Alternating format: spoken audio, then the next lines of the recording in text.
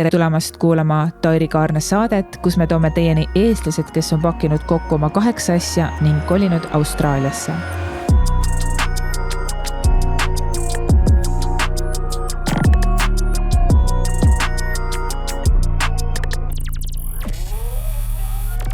Tere tulemast saatesse, Sirli, ja mul on ülihea meel, et sa tulid ning ma pean ühtluse ära ka mainima, et sa oled nii ilus. Ausalt suur osina silmad röövad mu südame. Päris esimest korda ma tean, kui kaua minu vastas olev inimene Austraalias on elanud ja see on 10 aastat. Kas mul on õigus, Sirli? Ja, tere, aitäh kutsumast ja vastu võtmast. Just nii, septembris saab 10 aastat Austraalias oldud. Ühtlasi sa oled üks nendest, kes on sõna otseses mõttes tervele Austraaliale ringi peale teinud. Tõeline seikleja hing. Esimese 5 aastaga tegid sa tervele Austraaliale ringi peale koos abikaasaga, kes on pärit Uus-Meremaalt. Välismaa mees, Sirli. Kuidas see siis nii juhtus? Ei olnud plaanis. Austraaliasse ma tulin peale ülikooli lõpetamist, kus ma õppisin inglise keelt. Ning mina ütlesin alati Eestis, et Austraaliasse ma kindlasti ei lähe, sest kõik läksid. Ja olen kuulnud. Ja kui tuli ülikooli lõpetamise aeg, siis ei olnud nagu ühtegi plaanid, mida teha. Ja võtsin sõbranna kaasa, tšau Merit, ja tulime siia ning me olime siis tööl koos baaridaamidena Esperance'is, väiksem selline linnake WA's, Lääne-Austraalias. Ja, muidugi. Ja siis minu praegune abikaasa oli, võib öelda, minu ülemus. Et sedasi me kohtusimegi. Okei, väga huvitav. Aga Eesti meeste vastu sul otseselt midagi ei ole? Ei ole. Lihtsalt olin vaba hing õigel ajal õiges kohas, ma arvan, ja see ei olnud plaanis, et nagu kohe kedagi leida, aga nii läks. Ja. Milline on kultuuri vahe Eesti ja Uus-Meremaa maaga? Ma ütleks, et ka mis võib-olla võlus kõige rohkem alguses on avatus ja rääkimine. Et kui Eesti mees ütleb sulle ühe korra, et ma armastan sind, et ära rohkem küsi, et küll ma ütlen, kui midagi muutub, siis oli kohe võimalik rääkida igasugustel teemadel, ka rasketel teemadel, et see on nagu võlus. See on see kõige suurem erinevus, et mis ma leidsin. Väga huvitav. Ja kuidas sinul avatusega olnud on? Kas sa oled kogu aeg avatud inimene olnud või? Üldjuhul küll, jah. Et ma ei pigem räägin asjad selgeks, kui et hoian endasse. Ja, ma olen nõus. Palju lihtsam elada kindla peale. Kuidas näeb välja teie kodune elu kultuurilinnuste? Kuidas seda kõige rohkem tunned? Hea küsimus. Selle eelmise küsimuse võib-olla jätkuks ma ütles ka nii palju, et vahel tekib küll olukordi, kus võib-olla tunned, et tõlkes lähevad mingid asjad kaduma. Et selles suhtes, et kultuuriruumilised erinevused, taustad on erinevad. Et mis siis, et ma räägin inglise keelt ja inglise keel on mul hästi suus, siis vahel on küll selline tunne nagu räägiks seina. Aga ma arvan, et eks see tuleb ka meeste naiste erinevusest ka. Et kodune elu... ei oskagi sellele küsimusele vastata, et tavaline elu selles mõttes, et kasvatame last ja mees käib tööl ja mina käin tööl ja.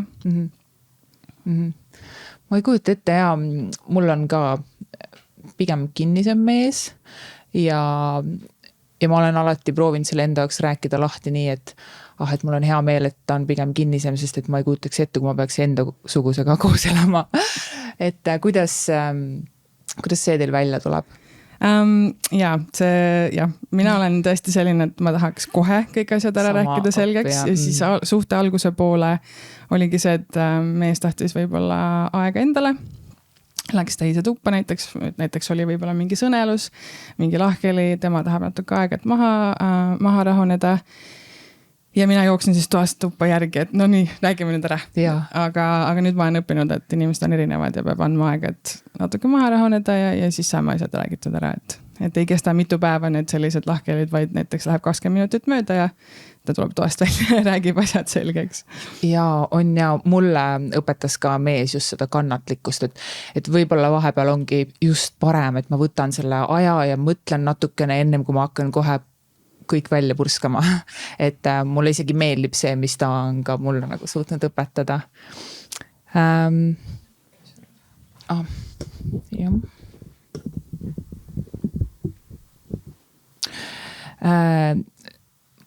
Ma lugesin kuskilt välja, et sina olevat enda mehe nii ära eestlastanud, et mees soovis sünnipäeva hommikuks kiluleiba. Nii oli. Kas sa oled Eesti mehega Eestisse viinud? Jah. Kuidas talle Eesti meeldis? Sellega oli niimoodi, et esimene kord, kui ma ta viisin, me olime koos olnud äkki mingi 7-8 kuud ja mina läksin sugulase pulma ja ütlesin talle, et ma pean nagu nii minema, et kui tahad, tule kaasa. Ja siis ta ütles selle peale, et okei, et ma ei ole kunagi Euroopas käinud, davai lähme. Ja siis me olime 6 aega minu vanemate kodus ja minu vanemad väga inglise keelt nagu nii hästi ei räägi, et ema oskas küsida, et kas sa kohvi soovid ja siis ma arvan, et ta jäi mingi 5-6 tassi kohvi võib-olla päevas selle tõttu, et ütles alati jaa. Et ja siis oligi, et eks tal oli kultuurishokk sellepärast, et ma olen Tallinna külje alt Koselt pärit, mis ei ole nüüd võib-olla kõige väiksem koht, aga ta on ikkagi Alevik ja erinev, ma arvan, väga suuresti Austraalia ja Uus-Meremaa linnadest ja kohtadest ja keelebarjääri suhtes ka. Ja. Et väikese koha poekeses, ma arvan, see müüja ei räägi sulle inglise keelt vastu.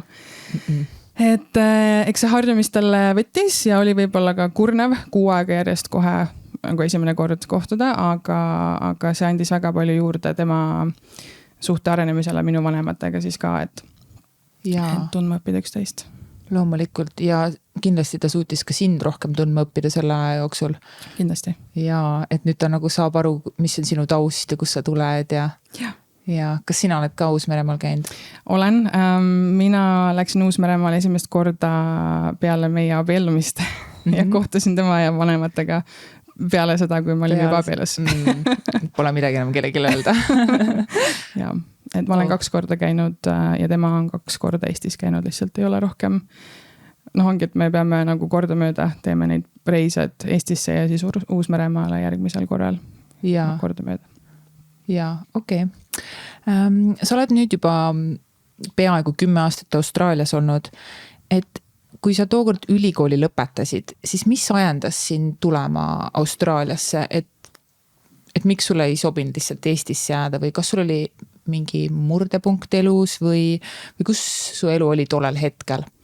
Jaa, kindlasti ajendas seda mõtet just see teadmine või nagu arusaamine ülikooli lõpetamise ajal, et ma oma kraadiga tol hetkel väga midagi peale poleks saanudki hakata, kuna inglise keele lõpetajaid oli megalt ja selleks, et spetsialiseeruda nüüd mingil alal oli nagu vaja kindlasti ka minna magistrisse või selline oli nagu vähemalt see suunitlus, et mingi edasi õpetajaks või tõlkijaks või kellekski õppima.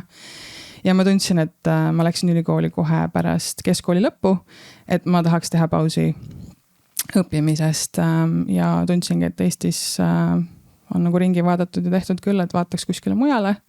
Ja nagu ma enne ütlesin, et kuna kõik läksid Austraaliasse, siis mingi umbes aasta enne ma olin öelnud, et mina kindlasti ei lähe. Aga siis mõistes, kui lihtne oli tol hetkel siia tulla, just seda viisat saades ja töötamise õigus ja neid, et siis, ja mul olid sõbrannad ka ees siin juba aasta varem tulnud, siis võtsingi oma kursuse kaasa seal sabast kinni ja tulimegi koos. Et lihtsalt mitte minna kuskile mingit tavatööd tegema Eestis ja niisama olla, et lähme seikleme natuke. Ja mingid kindlad plaani meil ei olnudki, lihtsalt tulime Perti ja see oligi kõik. Ja Austraalia on minu meelest niuke kindel edu, et sul üsna kindlasti läheb hästi. Ma olen kuulnud ka juhuseid, kus ei lähe hästi, aga lihtsalt see juba, et saad üsna hästi palka kindlasti, iga nädal saab palka, mitte iga kuu ja sellises keskkonnas on äärmiselt lihtne hakkama saada noorel inimesel. Vanna sa olid too aeg, kui sa tulid? Ma olin 22. 22, okei. Enne saadet ma tegin seda tegevust, mis tänapäeval on ülilihtne ja selleks on nuhkimine. Ning nuhkidest tuli päris palju välja. Sa olid kooli ajal see neitsik, kes lisaks koolitöödele tegeles veel muu 1000 asjaga. Sa käisid laulukooris, võtsid osa õpilasvalitsuse tööst, rahvatantsust, õppisid soome keelt, käisid video, foto huviringis, ehk siis olid räme aktivist. Ma olin ise kooli ajal kapitaalselt vastupidine. Ma olin jõhkralt mõttetu ja laisk õpilane ja ma ei saanud mitte kunagi aru sinusugustest aktivistidest. Palun räägi mulle, miks sa nii aktiivne olid? Sellel on väga lihtne põhjus. Mida rohkem sa tegid, seda rohkem vabandusi oli alati, miks võis tundidest puududa. Näiteks kui oli laulupeo ülevaatus, siis kõik pidid ju minema ja õppimise koha pealt ma olin hea õpilane, aga ega ma õppida ei viitsinud, et ma lasin ka niimoodi vana rasva pealt tihti, ja siis oligi, et nalja sai, et kõikides nendes tundide välistes tegevustes oli tore seltskond. Koorireisidel sai hästi palju käia, mööda Euroopat ringi sõita bussiga. Esinesime vahepeal kirikutes või kus iganes, aga selle väliselt said ju reisida ja uusi riike näha ja sellepärast ma arvan, ma viitsisegi, et ei olnud lihtsalt koolipingi nühkimine. Ja seltskond ikkagi, et kui saab pull ja on lahedad inimesed ümber, siis tegelikult ma saan aru küll. Tegelikult ma saan aru küll, Okei. Ja kooliväliselt võtsid sa osa ka Kose noorsoo tööst. Just. Räägi lähemalt, kuidas see välja nägi, sest sa ise olid ka ju noor. Ja, et meile tuli uus noorsoo töötaja valda, kes eelnevalt ei olnud isegi väga midagi toimunud selles vallas. Ja klapp temaga oli väga hea ja meid oligi väike punt, kes siis me abistasime teda erinevate projektide täideviimisel. Meil käisid näiteks Ungari noored külas, mina olin siis tõlkisin inglise keeles nende vahel erinevaid asju ja sellised rollid meil olidki, et me käisime koristamas mingeid asju, kuskil mingid piirkondi näiteks, jälle siuksed nagu, et kogukonda kaasavad. Meie olime nagu siis need noored, kes olid juba ees ja et oleks veel noori kaasa, et nad niisama ei hängiks kuskil pargipingi peal. Ja vahest oli ikka päris igav seal pargipingi peal. Okei. Ja millega üldse tegelesid Kose noored too aeg? Jumal, ongi, et kes hängis pargipingil on ju, aga et meie siis, me käisime ratsamatkedel nagu noorsootöö raames, siis käisime kanuutamas, igasugused erinevad ettevõtmised sai, et võetud ette selle raames, et tõesti, mida välja oskad mõelda, et alati see vahva noorsootöötaja läks meie ideedega ka kaasa ja tegime laagreid noortele ka ja lastele ja väga hea noori tegevuses hoida on küll ja millised probleemid olid Kose noortel? Kas sa oskad seda ka äkki öelda?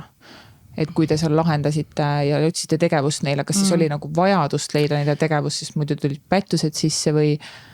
Ma arvan, see on nagu iga Eesti väike koha puhul, et nagu sa ise ka mainisid, see igavus, mis noortel on ju, et eks ikka ma nagu niimoodi ei mäleta, et oleks mingid eriti suuri probleeme. Pigem oligi just see, et noortel ei olnudki väga mingeid väljundeid peale siis kooli mingite spordiringide või muude huviringide, et pakkuda väljaspool nagu kooli ka mingit varianti. Nii huvitav, sa olid nii noor ja sa mõtlesid nii laialt.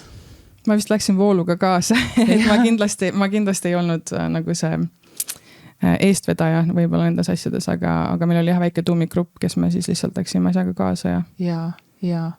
Ja inglis keeles oled sa alati hästi hea olnud? Ja, et mulle kuidagi loomulikult tuli juba nooremast ajast ja siis ma ka läbi kooli ikka lasin nagu selle vana rasva peal ja siis kui ülikooli läksin inglise keelt õppima, siis vaatasin, et nüüd peab nagu hakkama päriselt õppima ka. On küll, aga kuidas sina õppisid?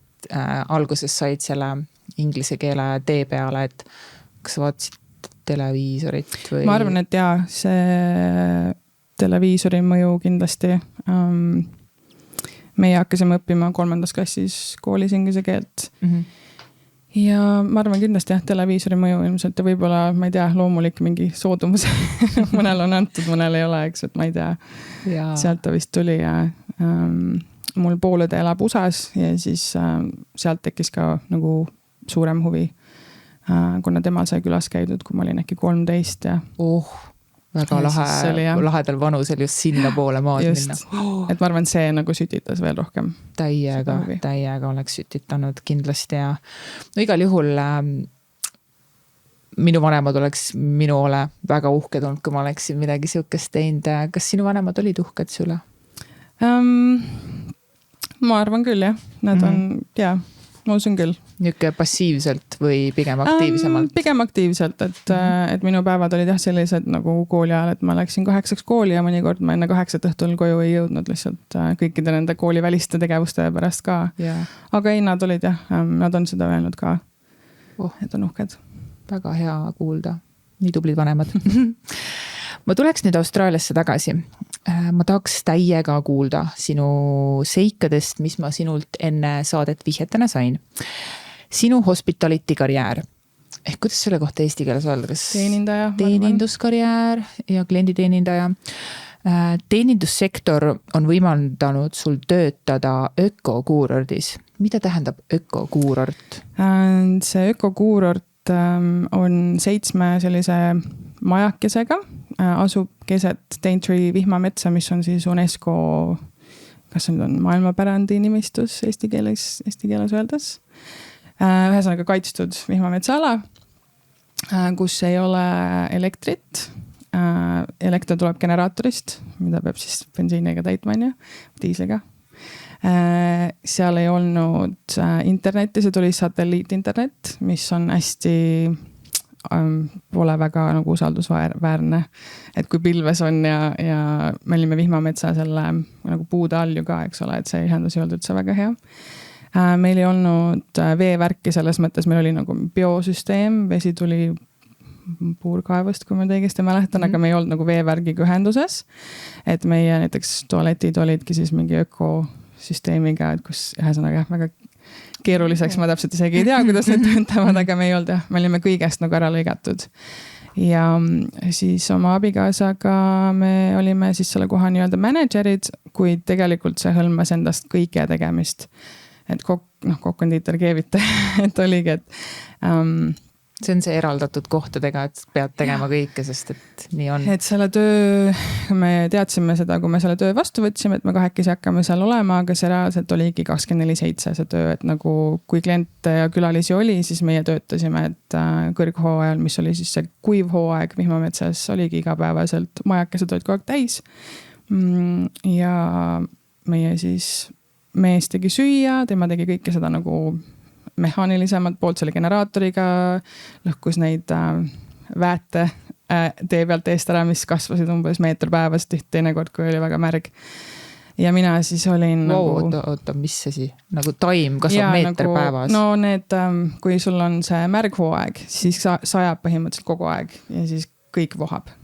Nagu sa näed silmnähtavalt, kuidas näiteks hallitus kasvab sul mingi asja peal. Et see on nagu täiesti teine maailm. Ja mina siis olin see nii-öelda hostess, ehk siis tegin check-in, tegin igasuguseid neid David Attenborough jutustusi umbes, et keda me siin näha võime, keda me siin kohata võime. Mina olin nende ettekandja, koristaja, kõik. Et tõesti selline kogemus, mida ma ei oleks siis osanud unes ka näha enne Austraaliasse kolimist, et ma kunagi töötan sellises kohas. Et see oli päris omamoodi. Ma ei kujutagi ette, et ma saan aru, et turistina külastad vihmametsa, lähed vaatad seal paar päeva, nii ilus lahe tagasi koju tuppa. Kuidas on siukses keskkonnas elada nagu atmosfääriliselt juba, et sul ümber on, kas vihma siis kogu aeg sajab või niiskus või mis see toimub? Niiskus on üle 100% kogu aeg põhimõtteliselt, isegi nagu sellel nii-öelda kuival hooajal. Mis see temperatuur on? Temperatuur oli selline 30+, ta ei läinud nii kuumaks näiteks kui siin, aga kuna see niiskus on nii kõrge, siis sa kogu aeg lihtsalt tilkusid, sa nagu kreemi ei pidanud kasutama, midagi ei pidanud kasutama, nahk oli kogu aeg selline niisutatud. Et selles mõttes see niiske keskkond on vaenulik tegelikult sellepärast, et lõpuks ühel hetkel näiteks seal oli hästi palju sääski nagu hordides sääske, kuna sul on kogu aeg see niiske maapinnas, me olime nagu laudteede peal nagu tõstetud kõrgemale sellest maapinnast. Ja siis sa kujutadki ette seal kogu aeg need sääsed. Palju sääsk ja... Siis sa pead kogu aeg ennast näiteks spreitama selle sääse tõrjega, siis sul tekivad mingid lööbed võib-olla, sest et su nahk lihtsalt kogu aeg on sellega kaetud. Et ta ei ole nii glamuurne kui mingi Instagrami pildi pealt kuskil kookospalmi all, aga samas ta oli ikkagi väga metsik, sest et seal olid näiteks need maailma kõige agressiivsemad linnud, cassowary on inglise keeles, aga kiiver-kaasuar on eesti keeles tõlgituna. Nemad käisid meil vabalt lihtsalt maja taga, tulid põhimõtteliselt iga päev, käisid läbi. Meie selle peamise nimi oli Fred. Ta oli emane tegelikult. Ja siis kus sa tead, et emane oli? Sellepärast, et ta tõi ka oma peikat teinekord meile näidata. Ja nendel toimub see asi niimoodi, et kui neil on see kurameerimise aeg, siis nad hängivad koos. Muidu nad üksteisele nagu väga ei meeldi. Ja siis kui muna...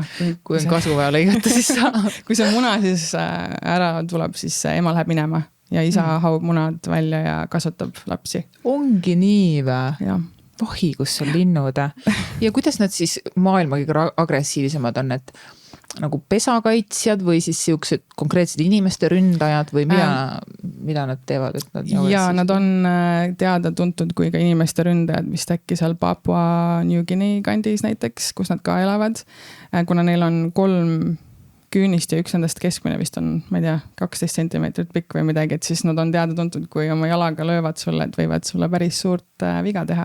Ja ossarraks. Et jah.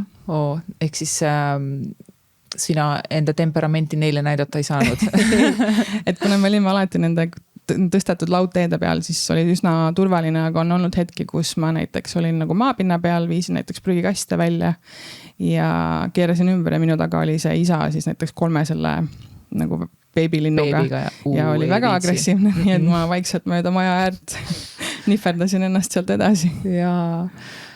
Mul siin praegu tekkis küsimus, et kui te nii eraldatud olite, siis kuhu sa olid prügikastid viisid? Ise prügilasse. Teil oli siis oma siuke unnik seal kuskil. Et meil olid oma prügikastid, mille me viisime siis kord nädalas tavaliselt kohalikku prügilasse, et kogu see piirkond asub üle jõe, kuhu sa saad ainult nagu sellise parvpraamiga, ma kutsuks seda niimoodi, et autod sõidavad sinna peale ja lähed üle jõe, mingi 4 minutit on umbes see sõit. Ja kõik siis, mis jääb sinna jõest põhja poole, ongi siis nagu off the grid, ehk siis nagu eraldatud kõigist sellest elektrist ja see piirkond ongi, ma arvan, pool tundi üles alla sõita, seal ongi väikseid muid selliseid kuurorte ja hipisid ja mahajäetud kuurorte ja... mahajäetud kuurorte on põnev. Okei.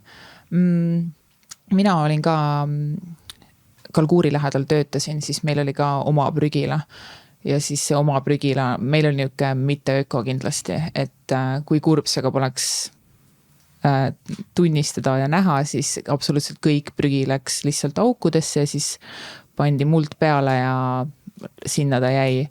Ehk kõik, mis poest toodi, toiduasjad ja nii edasi, et pole midagi teha. 1000 kilomeetrid ei vea keegi prügi. Et ja, sa mainisid, et seal piirkonnas söödi ka üks naine krokodillide poolt ära. Just. Räägi lähemalt. Kurb ja traagiline lugu muidugi, aga see on uskumatu ausalt, kui ma kuulen seda. See juhtuski veel sellisel ajal, et mul oli Eestist sõbranna külas esimest korda Austraalias ja ma ütlesin, et tule, et nii äge võimalus, et kuna me seal töötasime, siis meie jaoks oli elamine tasuta, söök tasuta, kütus tasuta, kuna me olimegi 24/7 on ju, elasime ja hingasime seda kohta. Ütlesin, tule, et millal sa veel saad võimaluse olla sellises kohas. Sul oli endal ka meelelaudust vaja. Ja, et ma tegin samal ajal küll tööd edasi, aga võtsin nagu veits vabamalt, et kuna öö seal maksis äkki mälu järgi $350 öö oli, et seal olla. Kallid on jah siin Austraalias. Siis ta tuli. Ja... Kas sa said talle mingi diili ka? Ta oli nagu meil oli oma maja seal samas nagu selle kuurortiga koos, kus meie elasime, aga meil oli nagu külaliste tuba enda majas. Super.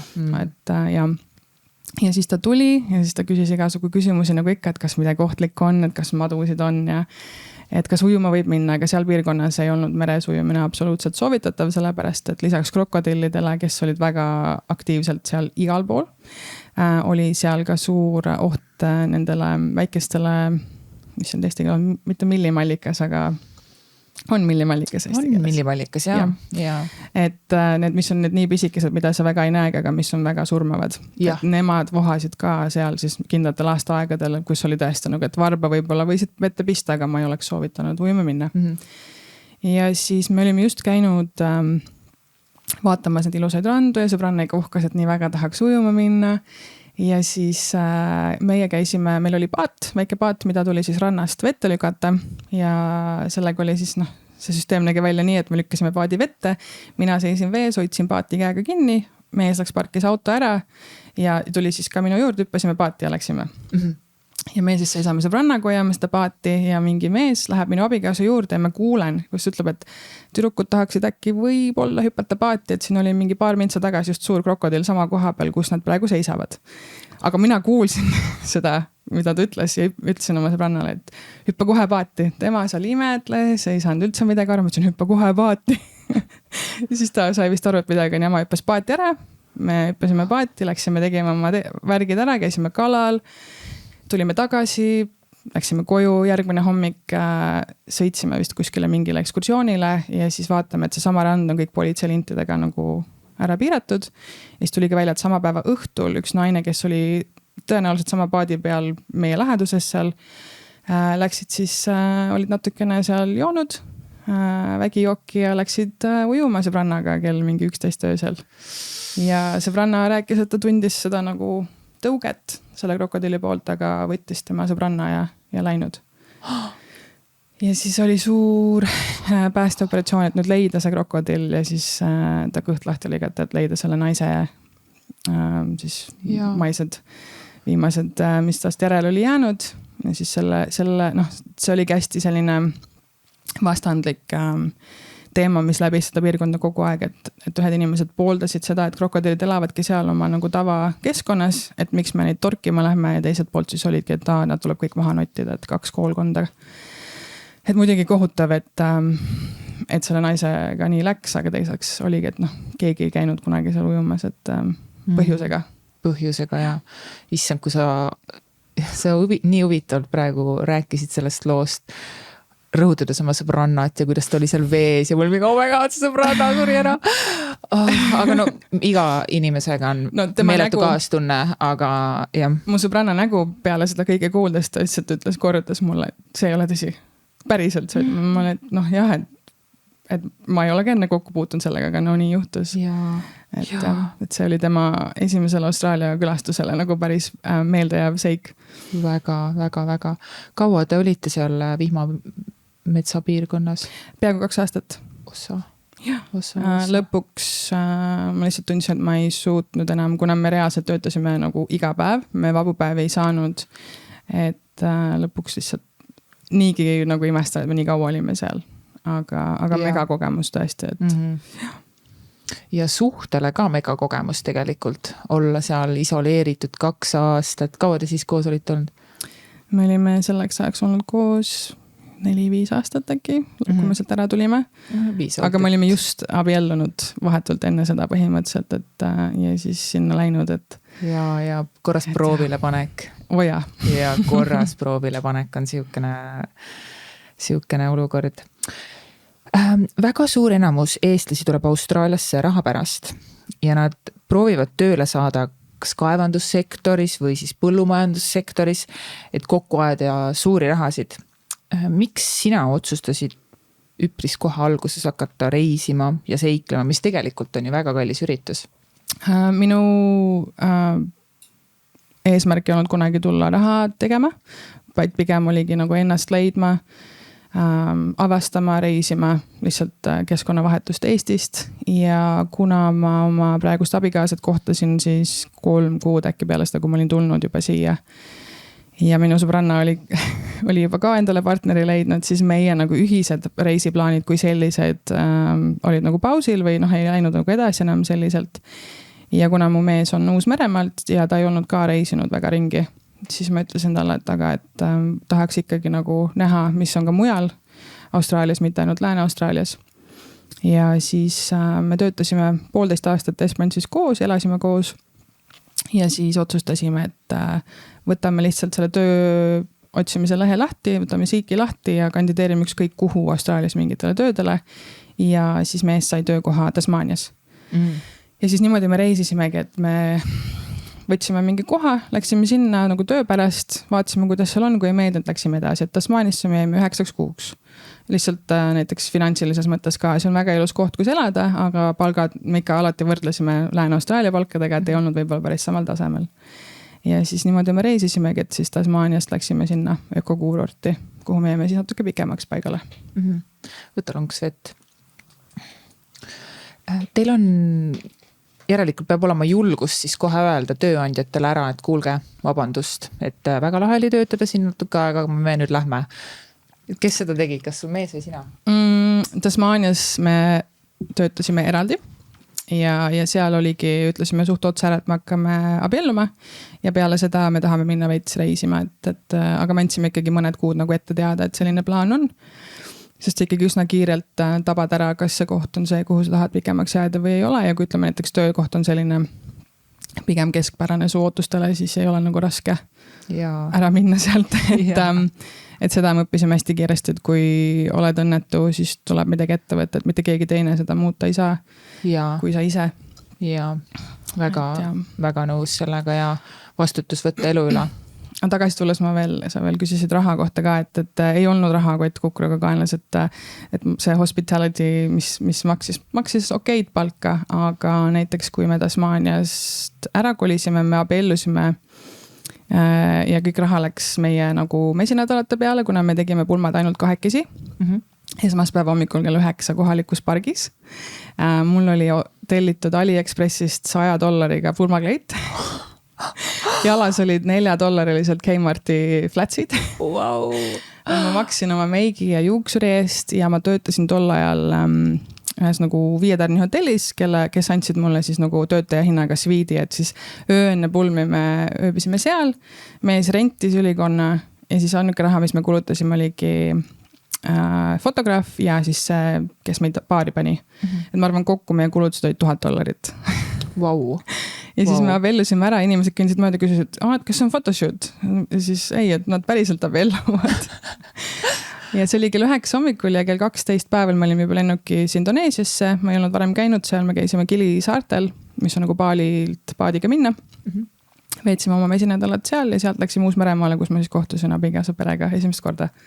Ja kui me sealt naasesime tagasi Melbourne'i, siis meil põhimõtteliselt oli $0 rahakotis. Pidid alustama uuesti. Et tol hetkel, ma arvan, võib-olla kas meil $30 oli. Me ööbisime sõprade juures ja ootasime, et meie krediitkaart tuleks postiga kohale, et saaks hakata siis sinna ökokuurorti sõitma, et oleks raha, et saaks kütust panna meie vänni. Ossa raks. Et jah.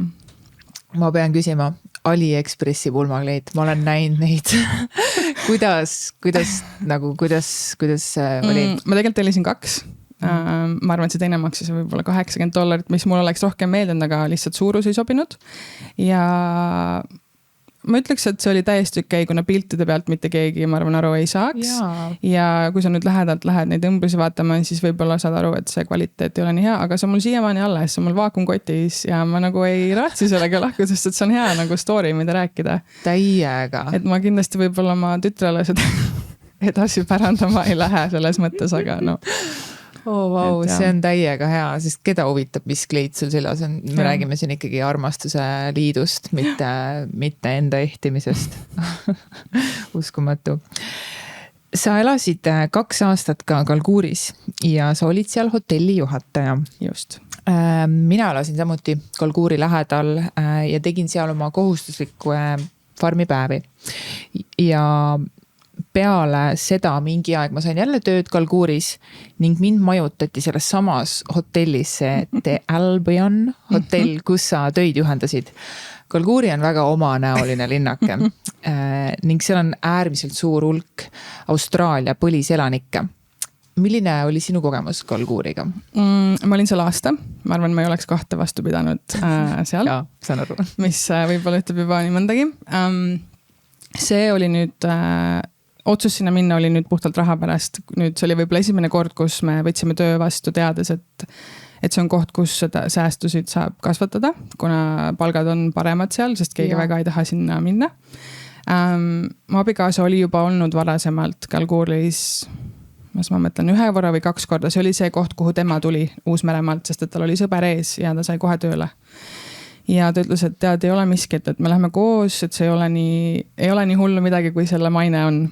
Et minu suureks, miks ma ei tahtnud minna sinna, oli see, et see ei ole rannikul. Mulle väga meeldib olla rannikul, et ma ei taha olla väga kuumal sisemaal. Kõrbes põhimõtteliselt. Just, et sinna me kolisime siis sealt vihmametsast, me tegime road tripi oma bussi ja paadiga Queenslandist nagu läbi Tarvini tulime alla. Ja ega ma tõesti ei teadnud, millesse ma ennast mässin. Et me töötasime jälle koos, me majandasimegi siis seda Albion hotelli. Esimene päev, kui me sinna jõudsime, esimene öö, meie korter oli selle alkoholipoe kohal. Ja tol ööl murti sisse sinna alkoholipoodi. Nii et see oli minu nagu tere tulemast linna. Ja siis äkki järgmine päev olid meie näod kohaliku ajalehe esikaanel. Aknast välja vaatame siis.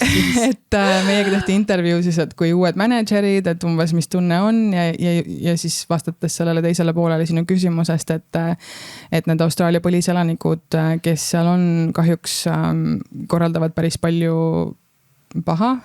Ma arvan, et nemad ongi nagu see kuritegevuse peamine nagu demograafia osa. Et tegime väga palju tööd, ma ei kippunud naljalt niisama tänavale kõndima minema. Erinevatel põhjustel ongi see kuumus ja kahjuks oligi see, et nad tihtipeale ka hängisid meie selle hotelli ümbruses just ongi, et hängisid ja hästi palju ja lihtsalt tänava peal niisama. Ja ma nägingi siis nagu seda kultuuri poolt, et et kuidas neile antakse seda nende abiraha on iga 2 nädala tagant, aga buss, mis toob neid nendest välis nagu näiteks maakohtadest siis nagu arstiabi saameni, see pani nad kohe meie alkoholipoe ees ju maha.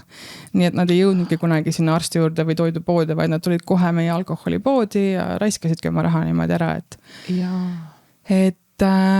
see on asi, millest ma siiamaani kuidagi keeruline on sõnu leida, et mis see lahendus oleks, et kuna see lõhestatus on nii suur siin ühiskonnas, eriti sellistes kohtades nagu Kalgoori, et seda on väga kurb vaadata, et öelda lihtsalt, et nemad on süüdi või nemad on süüdi, et kuskilt peaks mingi lahenduse leidma, et ei tea, aga lõpuks harjusime ära sellega, et öösiti kuulsid karjumist akna tagant ja ma olen 2 korda helistasin ka politseisse, et kuulge, et ma ei tea, tundub, et kedagi tapetakse tänaval ja siis mulle öeldi vastu, et ja me näeme, et meil on need kaamerad, et me näeme küll, mis toimub, et umbes. Nojah. Aga pole midagi teha. Ja siis nad võib-olla sõitsid mööda ja siis oligi näiteks mees ja naine tõusid maast püsti ja kõndisid käsi käes koos minema, et väga keeruline. Ja hästi äärmuslik on seal, on see tõepoolest selline Eesti naine nagu Triin Pehk. Ta on kirjutanud raamatus Minu Sydney, see on isegi sul seal kapi peal. Ja temal on see raamatus kirjas üks selline lahendus, mis tundus päris huvitav. Tema meelest lahendus on teadlikkus, et kui Austraalia inimesed teaksid rohkem, mis sellistes kohtades toimub, et siis hakatakse tegema samme. Ja siis tema visioon oli see, kuidas võib-olla asja lahendada, et transporteerida või siis pakkuda noortele inimestele võimalust minna tegema kas ühiskondlikku kasulikku tööd või siis mingisugust varianti, et nad saaksid korraks enda sellest linnaelust, mis meil siin toimub, välja ja et nad näeksid, mis tegelikult seal toimub. Et see tundus mulle hästi huvitav mõte, et võib-olla et kui inimesed näeksid, mis tegelikult toimub, et ma olen nii palju austraallasi kohanud, kes pole isegi kordagi siit linnast väljas käinud. Et jaa. Selle jätkuks ma just vaatasin paar päev tagasi Netflixist ära filmi Charlie, mis on Austraalia film ja räägib ühest aborigeeni mehest. Ja ongi kuidas nad, et ma ei hakka ära nagu spoilima, aga et ma väga soovitan vaadata, et Charlie, et on tõesti väga hästi tehtud film juba nagu selle jälle ei oska eestikeelset vastata cinema poole pealt, et noh, et kõik on nagu väga hästi tehtud ja väga soovitan, et see natuke avab võib-olla neid nende poolset seda pilti ka, et nad ei ole kõik ühe mütsiga löödud koha kindlasti, et näiteks seal Vihmametsa piirkonnas oli hästi palju kultuurilisi programme neile, nemad töötasid alati nendes nagu infopunktides ja et neid kaasati palju rohkem nagu sellisesse just nagu ühiskonna osasse. Mega hea kuulda. Juhu, lemmik on aeg kõigi lemmikuks ajamulliks siin universumis on aeg reklaamipausiks. Ja tänases reklaamipausis ma reklaamin seda seina siin päris esimest korda. Meil on oma stuudio, mis on ehitatud täpselt nii, et see pakuks rõõmu kõikidele. Minu kõrval on siin pisikene riiul ja selle riiuli lasime siia ehitada põhjusega. Põhjuseks on väga lihtne põhjus. Jah, Taeri, palun ütle veel ühe korra sõna põhjus. Aga põhjus on see, et ma soovin, et meie eestlaste tegemised siin Austraalias oleks paistav kogu maailmale. Ehk siis, kui sul on toode või teenus, mida sa tahaksid jagada terve maailmaga, siis tea, et see auk siin on sinule. Tule ja täida see auk ning võta ühendust tairikaarna.com ja täidame ära riiuli. Teeme ära. Wow! Sa oled olnud pikki aastaid juhtimispositsioonil Austraalias ja kui eestlane on see tööhobune, kes annab ilma peatumata minna, siis milline on Austraalia keskmine tööinimene? Lühidalt öeldes laisk. Ei ole üllatav. Aga nüüd sellel seletuseks, ma arvan, eestlane on, nagu sa ütlesid ka, ongi see tööhobune, et noh, ikka tee tööd ja näe vaeva, muidu tuleb armastus, on ju. Et see mentaliteet ma ei saanudki enne aru, kui väga on meisse nagu sisse süstitud, kui ma tulin siia ja nägin, kui mitte, et austraalne ei hooliks, aga nagu see pühendumus, mis nemad panevad võib-olla oma töödesse on nagu, see ei käi kõigi kohta kindlasti mitte, aga sellistel lihttöödel ka nagu, neil on hästi palju seda no worries suhtumist, et tulevad kohale, näitavad näo ära, teevad nii palju ära, kui vaja on, aga mitte väga palju rohkem, et seda ma olen ikka väga palju näinud. Et ja, aga tänu sellele ka aru hakanud saama, et ei pea ise ka nii palju rabama, et veri ninast väljas. Selleks, et eriti peale nüüd emaks saamist ka, et nagu mis päriselt oluline on, et ei ole kindlasti see töönarkomaania. Täiega. Ja mulle isegi meeldib tegelikult see arusaam, mis nendel on, aga mida meil ei ole, on see, et töö on töö ja see töö, mida ma teen, see ei ole minu oma, et see on kellegi teise jaoks, ma töötan kellegi teise jaoks ja ma ei pea rabama endal ninast verd välja, et mulle hullult meeldib see mentaliteet ja kindlasti ka alguses ei saanud sellest väga aru ja pigem olin siuke, on laisad, on ju, aga tegelikult see on väga tervislik ja mul hullult meeldis ka see, et kui oli mingi probleem, siis nad kehitasidki õlgu, ütlesid, et helistame siis bossile, pole midagi, et tema mure. Tegelikult on tema mure, et see ei ole meie muret seda kõikide asjade pärast. Ja ma olen täiega nõus ja kuidas on juhtida Austraalias, kas nad võtavad vedu või kuidas nad...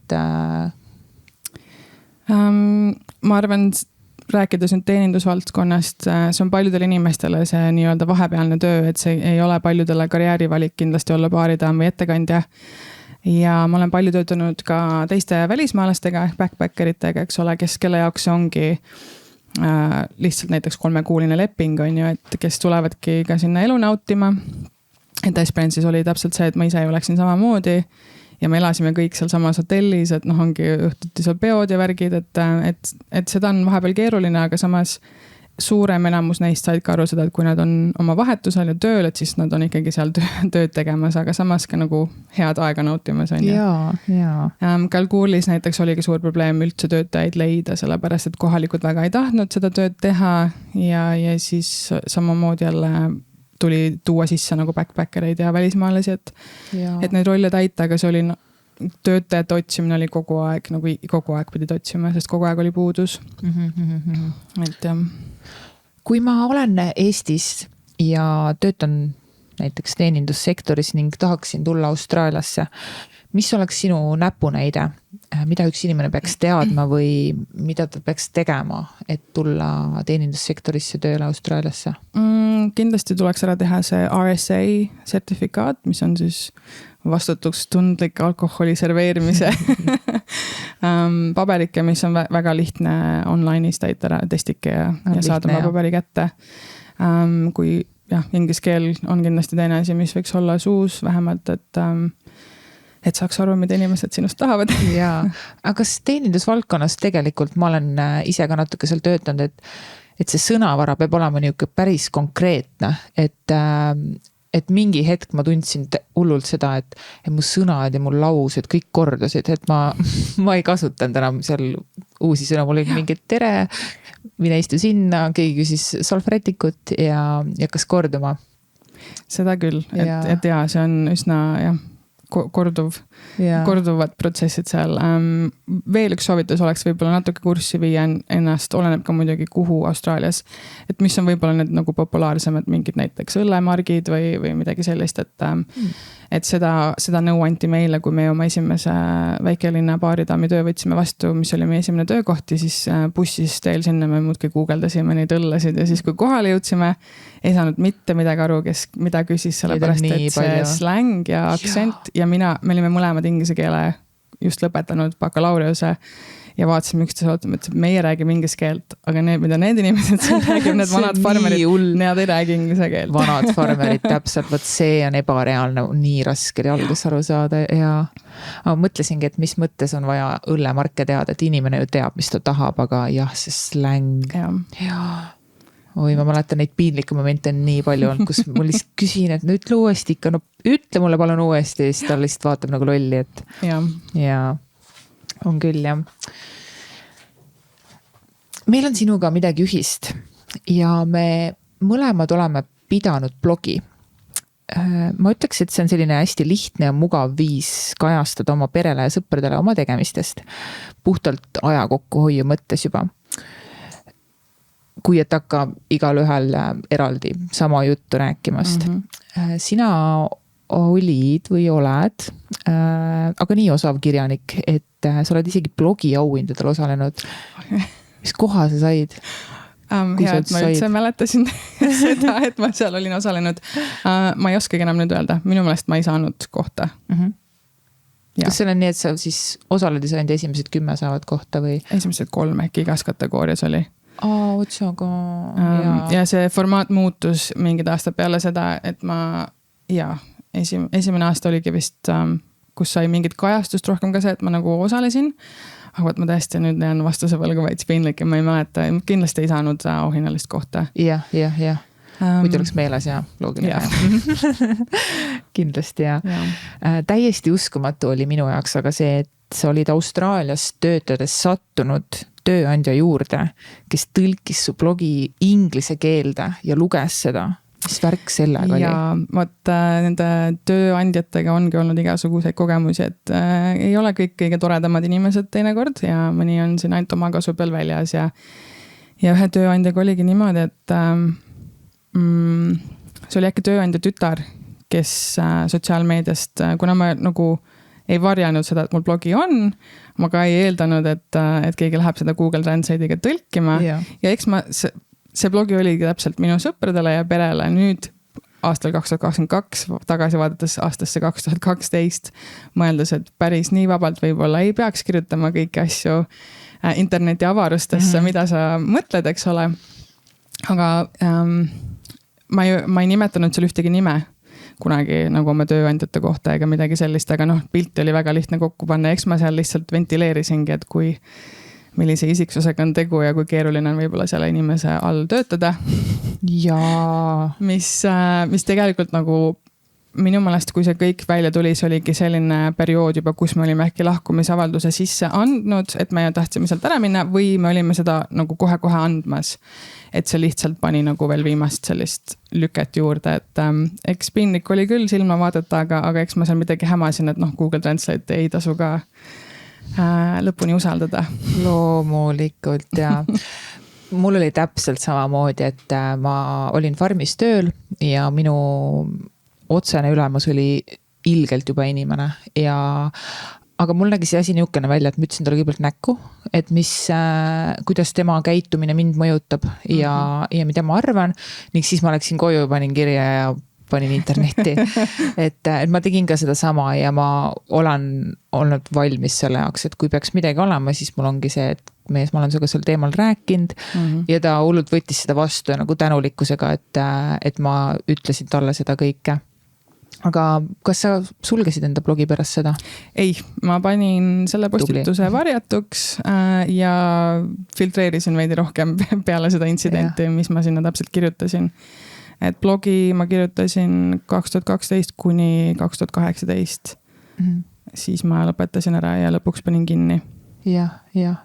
Ma hullult tahaks lugeda, ma proovisin vaadata, aga sa oled kinni pannud ja.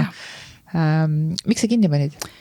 Ma isegi ei oska öelda, ma jäin rasedaks ja ma tundsin juba tegelikult ammu, et mul ei olnud sinna midagi nagu lisada selle mõttega, mis oleks kasuks võib-olla kellelegi, kes tahab tulla Austraaliasse, et alguses ikka jagasid igasugu infot ja mingeid uut. Kuidas, mida, kus teha, kuna me kolisime ka ju nii palju, et kuidas siin osariigis mingid asjad välja näevad ja nii. Ja siis ma tundsingi, et ma ei taha, et ma ei plaanin kunagi olla mingi beebi ja pereblogi. Ja siis tundsingi, et iga päeva elust käisin tööl, tulin koju, polnud enam midagi väga kirjutada. Ja nii ta soiku jäigi, et kui see tunne tuli, et ma imesin neid postitusi nagu sunniviisiliselt välja, et siis ei olnud enam mõtet enam. Ma olen nõus et siis kui tunne tuleb, siis teed, aga kui ei tule midagi, siis ei ole nagu mõtet.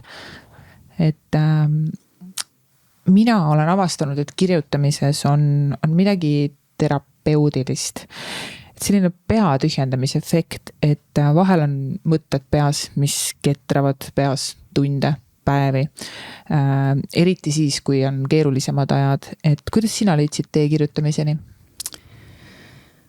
Huvitav küsimus. Ma ei ole niimoodi mõelnudki. Sest ma ise alati arvan, et ma ei ole suurem asi kirjutaja. Ja siis mul on endine ülemus Eestist, ütles ka viimane kord, kui ma teda nägin, et mis mõttes ei ole, et ise kirjutasid blogi nii kaua. Et ma arvan sama põhjus, mis sul, et ma olen eluaeg mingid päevikud kirjutanud, on ju nagu ikka. Ja siis just oligi see info jagamise vajadus siis lähedastel Eestis, aga samas oligi nagu hea ennast siin nagu tühjaks kirjutada. Ja. Täiega ja. Milline osa sinu karjäärist on sul alati mega lihtsalt välja tulnud? Millise osa üle sa pole pidanud pingutama? Ma arvan, see karjääriredelil tõusmine nagu selles mõttes siin, et näiteks Esperance'is ma läksin baaridaamist siis ka koha nagu manager'iks päris kiiresti, aga minus ei tekita hirmu nagu asjade proovimine, et ma hea meelega proovin ja annan endast oma parima. Aga mis ma nüüd olengi õppinud kõikide nende kogemuste najal ongi see, et mulle tegelikult ei meeldi inimesi juhtida. Ja. Aga ma ei teadnud seda enne, ma arvasin, et olla manager või juhataja on kõige ägedam asi. Aga nagu sa enne ütlesid, et kõik probleemid tulevad tagasi sulle. Sulle, jaa. Et ma olen päris hea nagu multitaskija, et ma võin nagu mitmeid asju korraga nagu hallata, aga see viib mind päris kiiresti nagu stressi, et mulle pigem meeldib nagu keskenduda mingile kindlamale asjale, et mitte kogu aeg neid tulekahjusid kustutada kogu aeg.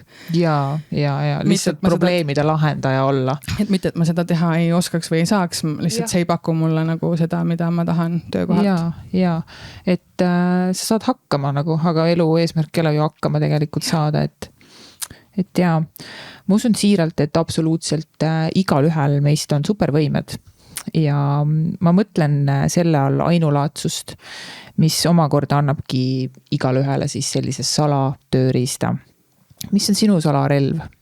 Ehk millest sa oled enda arust selline ainulaadne ja ühtlasi ka hea? Kunagi, kui oli veel selline sait nagu rate, nii, siis ma otsisin sinna megalt mingit eriti tiipi, mingit tsitaati, mida sinna panna ja siis leidsin sellise, mis ütles, et kui kuidagi ei saa, siis kuidagi ikka saab. Aga see naljakal kombel, see on jäänud minuga terve elu sellepärast, et ma arvan, see ongi minu see salavõime, et olles töötanud sellistel kohtadel, kuhu inimesed nagu ei mõtlekski kandideerida, et aru saada, et kõik saab korda, et nagu kui ma kohe praegu ei tea, kuidas see korda saab, siis küll ma nagu välja mõtlen, kuidas see saab mingit moodi lahendatud. Ja ma arvan, teine asi ongi see, et ma jään väga rahulikuks. Et näide Vihmametsast mulle tuli kell 2 öösel kõne ühest toast, et neil on madu toas, mida ei oleks tohtinud juhtuda, sest et kõik aknad olid nagu võrkudega kaetud. Ainuke võimalus oligi see, kui inimesed oma ukse lahti jätsid mingiks ajaks, mida me ütlesime neile mitte teha.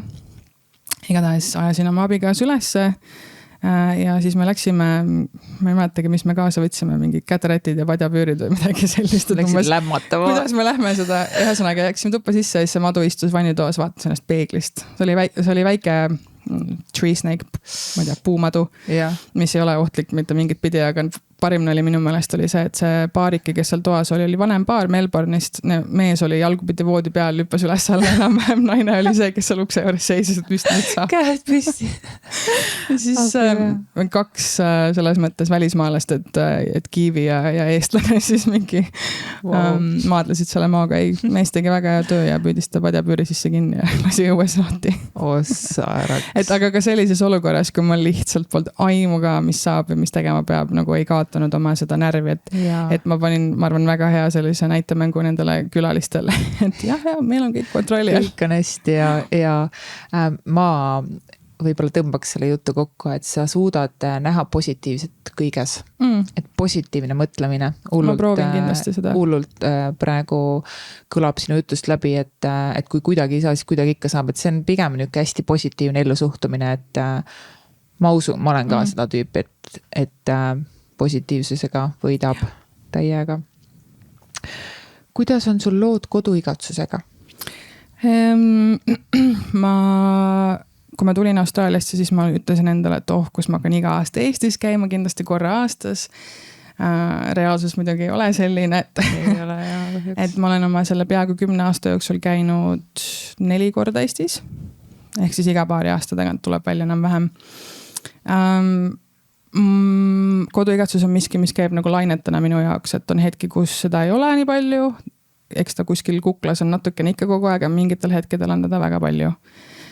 Mul on sakslasest sõber, kes on juba vanem mees, ta ütles mulle kuldsed sõnad, et see on miski, mis kunagi ei kao, kuna see on ikkagi sinu sünnimaa ja sinu kultuur, eks ole, et see jääb nagu alati, aga aeg lihtsalt teeb selle võib-olla väiksemaks mõnes mõttes, et jah, aga kindlasti, eriti kui tuleb siin talv ja seal suvi, siis ma alati tahan tagasi. Ja on küll. Ja see ajastu ka, et sa näed seda, mis seal sel suvel toimub. Suvi on kõige mõnusam aeg seal, et ma olen nõus. Ja. Sa abiellusid Tasmaanias ning ühtlasi on teil ka ühised lapsed koos oma mehega. Mis te laste nimeks panite? Kuidas te leidsite niisuguse kesktee? Meil on üks tütar. Tema nimi on Ruby. Üks tütar? Kuidas ma nii mööda panin? Väga vabandan. Ei ole midagi. Et tema nimi on Ruby ja I-ga, mitte Y-ga. Ruby, nii ilus nimi. Et see oli see I seal oli siis see, mis ma tahtsin, et oleks nagu võib-olla eestilikum, mitte et Ruby oleks väga eestilik nimi, aga lihtsalt natuke teistmoodi. Ja me tahtsime, et oleks selline nimi, mis oleks lihtne hääldada ka eesti keeles, et ei oleks väga inglisepärane nimi, mida siis vanavanemad Eestis peavad hakkama, et oota, kuidas seda nüüd öeldakse. Et Rubyga on lihtne loed ja hääldada oskavad nii siinsed inglise keelt kõnelevad kui eesti keelt. Väga ilus nimi. Ma küsin sellepärast, et ma tean, et inimestel on nimede leidmistega raskusi ja ikka hea kuulda teiste inimeste nimesid. Ja me natuke juba ennem tegime sellest juttu, et sinu lapsed räägivad anna andeks. Sinu laps räägib 2 keelt korraga. Ja kuidas sa üritad seda eestlust seal kodus üleval hoida? Ma räägin valdava osa ajast, ma tahaks öelda 98% ajast temaga eesti keeles. Et vahet pole, mis keskkonnas me oleme, et ma proovin väga-väga sellel joont peal hoida, et ma seda teeks. Vahel on kuidagi lihtsam, eriti kui oled avalikus kohas, et nagu keegi ei saa aru, mis ma ütlen, et ma ütlen siis inglise keeles, aga ma üritan nagu väga vältida seda. Me käime nii palju kui võimalik, on Pertis Eesti laste mängugrupp kord nädalas. Et üritan seal käia, iga nädal ei mängi välja, sest et me oleme tunni aja sõit sõidukaugusel, aga nüüd eile näiteks käisime just. Et seal saab teiste Eesti emade ja isade ja lastega suhelda. Oi, räägi lähemalt, ma polegi sellest kuulnud. Mul ei ole endal lapsi ka, aga... et me laulame mingeid Eesti laule ja teeme mingeid kunstilisi tegevusi seal, aga enamuse osa ajast ongi lihtsalt, et me vanemad saame oma vahel eesti keeles suhelda ja lapsed saavad mängida, et käime seal. Siis olen üritanud käia ka saatkon või selle konsulaadi üritustel, kui on jõulupeod iga aasta ja teinekord Anu, kes on aukonsul, korraldab ka jaanipäeva paiku mingisuguseid koosolemisi, et lihtsalt ma tean, et on veel nii noor, et mitte aru saada, aga neid mingeid traditsioone nagu temasse panna nüüd. Et ka Eesti mingeid tähtpäevade paiku üritan nagu midagi teha, et üks aasta küpsetasin vastlakukleid esimest korda elus ja siis ei lugenud retsepte, tegin mingi 50 kukleid vähem meile kohale. Siis jagasin neid kõikidele laiali. Wow. Et meil on Eestis nüüd vastlapäev, palun söö seda vahukorra saia. Ossaraks. Kus saaks infot, et ka sinna oma last tuua? Facebookis on selline grupp nagu Berti emmed. Seal on põhiasjalikult ongi siis, et millal me kokku saame, et sellega liituda, siis seal on see info olemas. Okei. Tore kuulda, et Eesti traditsioone üritad üleval hoida enda peres ja enda ruubile. See on väga hea. Ja mis eesmärk sul on ruubiga hetkel, et kas Austraalia või... Et kas nagu elada?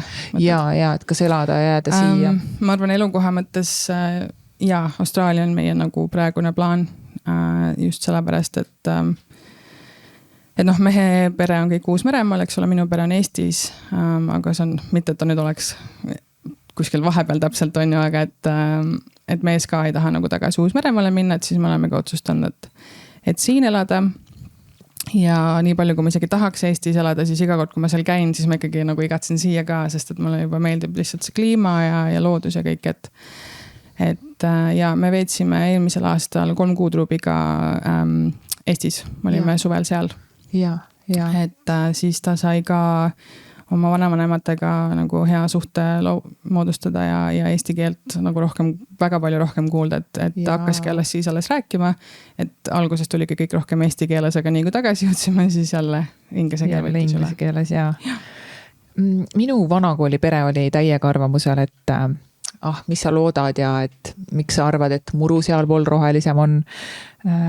Kas sinu kodus oli ka taolist mentaliteeti või mis sellest arvati, et sa Austraaliasse tuled? Minu ema oli väga julgustav, sest et ta alati ütles, et mine, et sinu jaoks on suuremaid ja vägevamaid asju ja kohti, kui on ju Eesti. Isa oli üsna kurb, ma arvan ka sellel põhjusel, et tema esimene tütar on juba ammu elab USAs, et ta juba teadis, mida see nagu endast tähendab. Aga üldjuhul nad on olnud alati toetavad, et nad võtsid mu abikaasa väga hästi vastu. Ja kui ema lõpuks siia jõudis paar aastat tagasi, ta käis 1 aasta jooksul 2 korda, et siis ta ka ütles, et ma saan väga hästi aru, et miks sa siin oled, et talle väga-väga meeldis siin. Elu on tõesti hea, ma olen täiega nõus. Ja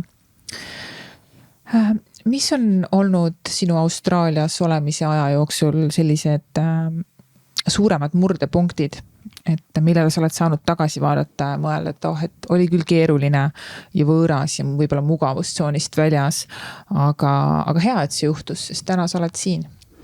Ma võiks vist jaotada kogu selle siin oldud aja niimoodi etappidesse just nende kolimistega. Et iga see koht, kus me oleme peatunud ja töötanud, mis iganes vead nendel kohtadel olid, mis tol hetkel tundusid nii keerulised ja nii rasked, nii jubedad, siis tagasi vaadates olid kõik õppetunnid, et just see ei pea rabama mingi 80 tundi nädalas töötama, et mille nimel, et raha tuleb, raha läheb. Et see on kindlasti kõige suurem, just et see mitte jääda sinna ühe koha peale passima ja olla õnnetu, et võtta see julgus vastu ja muutagi midagi, et vahet pole, kui keeruline see tundub sellel hetkel, kui vähe raha sul on või mida iganes, et see on üks pluss Austraalias, et tööd leiab alati. Et kui sa oled valmis, kui sa oled valmis töötama, siis sa võid ükskõik mis tööd leida, ei ole seda muret. ja üldjuhul elu ikkagi läheb paremaks, et sa teed selle sammu ära ja mingil kahtlasel põhjusel läheb alati natuke paremaks. Või no vähemalt kindlasti on teistsugune väljund, kui ta ennem oli. Ja kujutame ette, et ma olen noor ja vaene eestlane, kes põeb natukene reisimist. Mis sina ütleksid talle? Võta sõber kaasa ja sõber kaasa, super idee. Võta sõber kaasa ja hoia avatud meelt. Et Austraalias on minu meelest see, et ei tasu pikalt plaani ette teha. Et kõik muutub väga kiiresti, võib muutuda väga kiiresti, et ka kui me alguses tulime sõbrannaga, siis me kasutasime couchsurfingut. Et alguses me ei tahtnud hostelisse minna, kuna meie eesmärk oli, et me ei tahtnud teiste nagu välismaalastega kohe suhtlema hakata, vaid nagu tahtsime kohalikega. Ja leidsime ühe laheda tüübi, kes võttis meid enda külaliste tuppa. Alguses 8-9, tulin vist meiega tund aega rääkinud, kui ütles, jääge kauaks tahate. Et kuidas need ongi plaanid muutuvad, et meil oli võib-olla üks plaan, aga sealt tuli mingi teine plaan ja siis me saime võib-olla töökoha, mida me ei oleks saanud. Et hoida avatud meelt on kindlasti põhiline. Väga hea nõuanne, võtta sõber kaasa. Ja. Koos on ikka julgem. Muidugi on. Ma võib-olla korra peatuks selle couchsurfingu juures ka, et ma ise sain ka sellest alles hiljuti teada, aga couchsurfing on siis eesti keele tõlgituna diivani surfamine. Ehk siis inimesed lihtsalt pakuvad internetis ja veebikeskkonnas enda diivanit või vabatuba inimestele, et nad saavad seal ööbida koos nendega samas keskkonnas. Kuidas sa julgesid alguses sellist, sest võõra inimese juurde minna?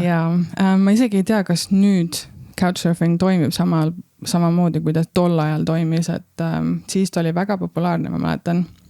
Aga ma ei ole üldse kuulnud, et inimesed väga kasutaks seda. Mulle tundub, et Airbnb on üle võtnud selle mõnes mõttes võib-olla sellega, et sa saad tuba rentida.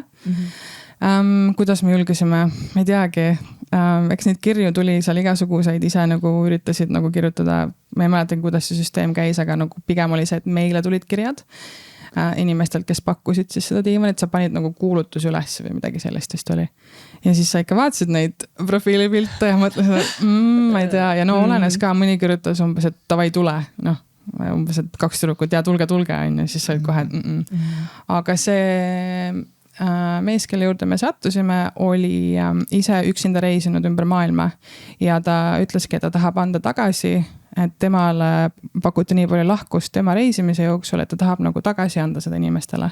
Ja tema ema oli äkki soomlane ja ta oli hästi palju nagu, hästi rahvusvaheline, me tundsime, et ta on nagu see, et ta ei ole go nagu do, mingi. Ja tõesti sisetunne nagu ei olnud vale, et oli väga tore inimene, kellega ma olin päris mitu aastat veel nagu Facebooki kaudu ühenduses, nüüd on nagu ära vajunud rohkem.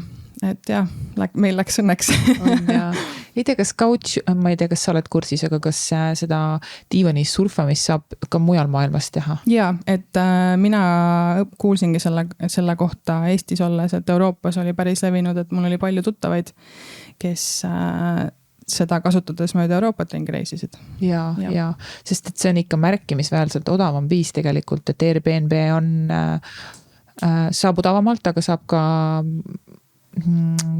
kallimaid pakkumisi, kuid couchsurfing on ääretult odav. Ikka seal saab ikka väga hea hinnaga. Meie vist lõpuks jätsime isegi mingi raha talle nagu küla, selle eest, et ta lasi meil seal vist üle nädala olla lõpuks, et ta läks ise tööl ära kaevandusse, jättis meid lihtsalt oma päi sinna majja, et me tundsime, et ei taha nagu päris niisama ära minna, et oleme nii kaua olnud seal.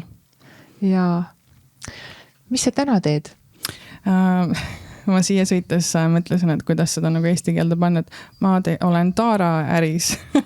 Ja sa oled ärisektoris Taara osakonnas. Just nii. Mis su roll on seal?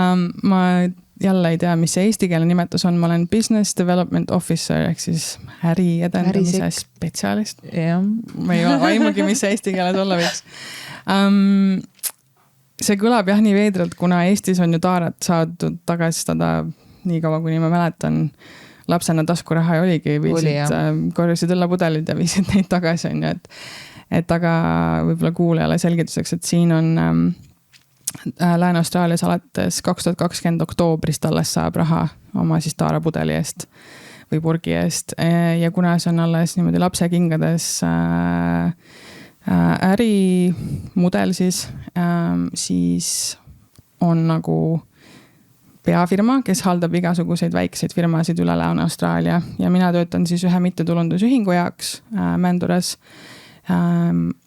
kelle jaoks ma siis haldan meie partnereid, näiteks erinevad koolid, pubid, spordiklubid, mis iganes ettevõtte asutus, kes tahab koguda taaret, siis mina suhtlen nendega, meie viime neile nende siis need nii-öelda prügikastid, kuhu nad saavad neid koguda ja siis meil on autojuht, kes läheb suure autoga, võtab nende täis prügikastid peale, annab neile tühjad, viib tagasi meie depoosse, kus see siis käsitsi kõik ära sorteeritakse erinevatesse materjalidesse ja siis nad saavad oma selle, siin saab 10 senti pudeli eest, saavad selle siis oma pangakontole.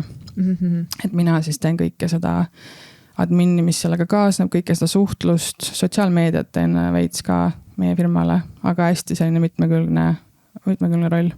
Nii põnev ja mitmekülgne, pluss taaskasutus on täiega hea, mida luua ja ma olin täiesti šokeeritud, kui ma siia tulin ja taarat ei saa viia. Kuhu sa paned need pudelid, et poistel oli alguses kombeks osta neid. Palju seal õllekastis on neid õlle? 24.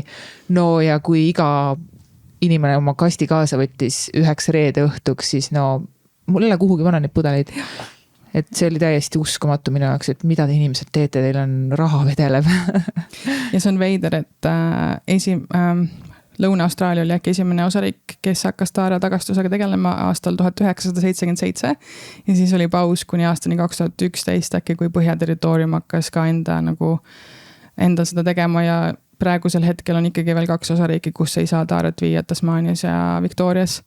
Et nüüd ma olen taara ekspert, aga see on tõesti nagu nii, et veider, et üks riik, aga nagu igas osariigis on erinev nii-öelda firma, kes seda haldab. Jaa, on küll ja väga veider ikka. Ja arvestades, kui palju inimesi ka siin on, eks siis mis nagu, just nii. Täiesti hea. Meil on üks ühine näitaja, me oleme mõlemad Eestis kasvanud, vau. Ja mis sul meeldis Eestis kasvades kõige rohkem? Kui ma ütlesin ennem, et mulle väga meeldib Austraalia loodus ja kliima, siis ma võin sama öelda ka Eesti kohta ikkagi, et vaadates siin mulle meeldis just see, et meil oligi roheline rohi talla all, me ei pidanud väga muretsema selle pärast, et tuleb mõni madu või krokodill või ma ei tea, surmavämblik on ju, et mille pärast me väga muretseme, peame Eestis puugi pärast võib-olla või mingi kuskil rästikul otsa koperdada, aga just see nagu turvalisus, et sa saidki minna näiteks, ma olen jõe ääres kasvanud, et jõe äärde mängima või ujuma ja nii oligi. Ja teine ongi see turvalisus, et eks ka see, et ma ei ole võib-olla linnas kasvanud, ma olen ikkagi nagu maal nii-öelda kasvanud, et lapsed mängisidki maja taga kõik koos ja ega seal ei olnud võib-olla aknast mõni ema vahepeal kiikas õue, aga vabadus. Ma kõlan nagu mingi mega vanuraga, et ajad olid teised, eks ole. Aga oligi turvalisus. Et kui ma siin nüüd näen eriti emana, et nagu ma ei julgeks elu sees, Eestis jätad lapse kärusse magama õue näiteks, mida iganes elu sees ei julgeks siin, lihtsalt see ei ole väga nii turvaline siin võib-olla. Ja tõesti oli turvaline. Ma mäletan isegi, ma ikkagi olen ka kasvanud sellel ajal, kus ei olnud telefone näpus ja Anne linna vahel jooksin sõbranna juurde ja mitte midagi polnud viga. Just. Et see turvalisus on tõesti mõnus ja nüüd kui siin ma näen, siis ma ei näe mitte ühtegi last väljas, et ongi juba see turvalisus ja üleüldse teine ajastu ka. Seal Taneli ja Aneti episoodis oli ka see, et ongi 12 on see vanus siin, kus alla sellena vist ei olegi lubatud olla üksi kodus. Mitte, et me ikka viisime ennast ise kooli ja tegime omal ise mingi söögi, kui vanemad olid tööl. Oli ja. Ja kuidas, kui sa oled nüüd, kas sa oled täiskohaga tööl või kuidas Ruubi eest? Ma olen poole kohaga, et ma töötan esmaspäevast 4-päevani 9-3, ma teen umbes siis 24 tundi nädalas. Ruubi käib hoius ja mees on mul mitte nagu fly in, fly out, aga ta töötab drive in, drive out. Et ta sõidab siis nädalaks tööle ja tuleb siis nädalaks koju. Et töötab ainult tunni aja kaugusel tegelikult meil kodust, et ta saab iga kell koju tulla, kui vaja oleks, et lihtsalt igapäevaselt natuke palju sõita seda. Ja ei viitsi seda tundi võtta, aga ülihea, et kui on vaja tule, siis ta saab tulla. Sest et kogu aeg see ei ole nii olnud, oli ka Kalgoorlis vahepeal siin. Et siis lendas sinna 2 nädalat tööl ja 2 nädalat kodus.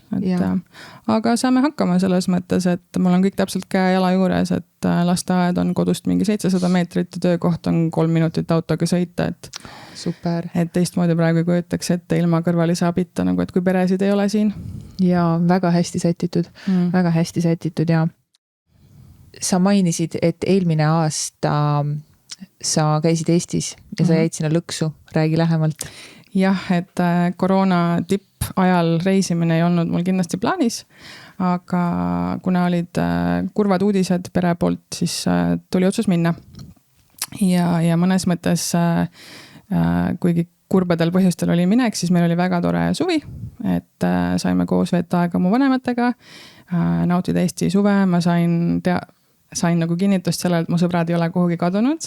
Et kui me võib-olla igapäevaselt ei suhtle nagu sõpradega, kes maha jäid, siis tegelikult läks kõik edasi samamoodi, nagu ma poleks kunagi läinud. Hea tunne, ma kujutan. Et see oli nagu hästi tore äratundmine. Et tõesti ei pea igapäevaselt suhtlema, aga samas mul oli ka hea meel, et ma olin näinud ka võib-olla vaeva siit poolt, et ikkagi hoida neid mingeid suhteid nagu aktiivsena.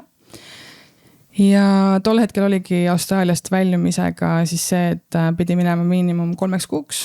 Tol hetkel muud moodi ei saanud ja siis mingi nädal enne tagasilendu tühistati lennud ära, kuna Austraalia tõmbas jälle väiksemaks need sisse tulevate inimeste kvoodid, mis neil tol hetkel olid igas lennujaamas. Meid lükati siis maha. Ja siis oligi, et ma räägin seda sellepärast, kes võib-olla Eestis kuulab, eks ole, et nagu mu sõbrad ja keegi ka ei uskunud seda tol hetkel, et ma olen Austraalia kodanik ka. Et kuidas ma tagasi koju ei saanud. Mulle pakuti lennud, tol hetkel oli juuli ja järgmine lend, mille ma oleks saanud nagu sama pileti eest, oleks olnud jaanuaris sellel aastal. Et, ja siis oligi, et mul mees oli ju siin ja mina olin Ruubiga Eestis. Ja hakkasime vaatama, et mis oleks siis järgmine variant, et võtame nagu raha tagasi selle lennu eest ja siis pakuti äkki novembriks, detsembriks ja hinnad olid $20,000. Ei ole. Et saada tagasi. Ja siis ma juba mõtlesin, et mis see plaan siis on, et kas ma panen lapse lasteaeda seal Eestis ja otsin töö ja umbes jäängi sinna niimoodi.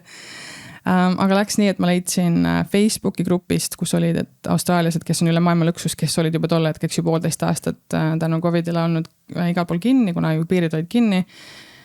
Siis ma leidsin 3-4 reisiagenti, kes olid ikka sellised nagu spetsimad agendid juba, kes omal ajal ilmselt tegelesid mingite luksusreisidega, aga nüüd tegelesid sellega, et inimesi koju viia, koju tuua. Ja suhtlesin 3-4-ga, nad kõik kohe, nii kui ma neile meilisin, helistasid mulle, ütlesid, et kas helistame läbi WhatsAppi, ja kõik oli täiesti nagu toimis. Paljud neist tahtsid saada juba ette mingi $500–2,000 nagu vahendustasu. Ja siis ma leidsin ühe mehe, kes ütles, et ma võiks homme hommikul koju saada, kui sa tahad. Tegu oli mingi suvalise augustipäevaga, et kui sul on see negatiivne koroonatest, et siis sa võid põhimõtteliselt homme lennata ja ma ütlesin, kuidas, et lendusid ei ole kuudeks, me räägime 1,5 aastast. Ütlesin, et et maksab, et mis sinu eelarve on ja ütle mulle oma summa ja ma saan su koju põhimõtteliselt, et aga see maksab. Ja siis helistasin abikaasale, ütlesin, et kas me siis koogime selle mustadeks päevadeks mõeldud krediitkaardi sealt sahtli põhjast välja, et kuna selleks hetkeks säästud olid juba läinud selle Eestis olemise peale, ma ei töötanud. Ja siis oligi, et seadsime mulle eelarve, mis ei olnud kindlasti väike, aga ta oli ikkagi väiksem kui see $20,000 on ju. Ja siis ütlesin sellele mehele, et mis mu summa on. Ja ta ütles, et jah, ma saan selle raha eest nagu toimetada ja põhimõtteliselt ma lendasin selle sama nädala lõpus tagasi. Ja kõik oli siis äriklassis, kuna turistiklass enam, tegelikult ei võetudki inimesi, kuna lennufirmad tahtsid oma raha tagasi teha kõikide nende kaotatud inimeste pealt, kes Austraaliasse ei lennanud, eks ole, siis müüdi ka ainult põhimõtteliselt äriklassi pileteid. Sellepärast oligi nii kallid hinnad?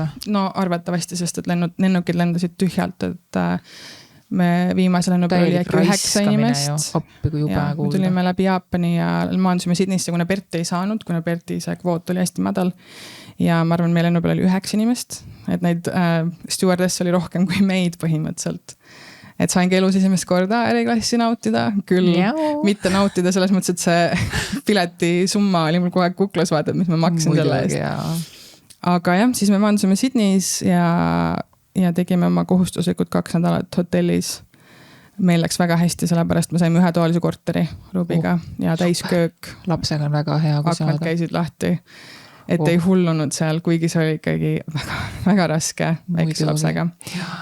Ja jah, siis tulime tagasi Perti ja reeglid muutusid paar päeva enne seda, nii et me pidime kodus veel 2 nädalat otsa tegema. Aga vähemalt tulid kodus.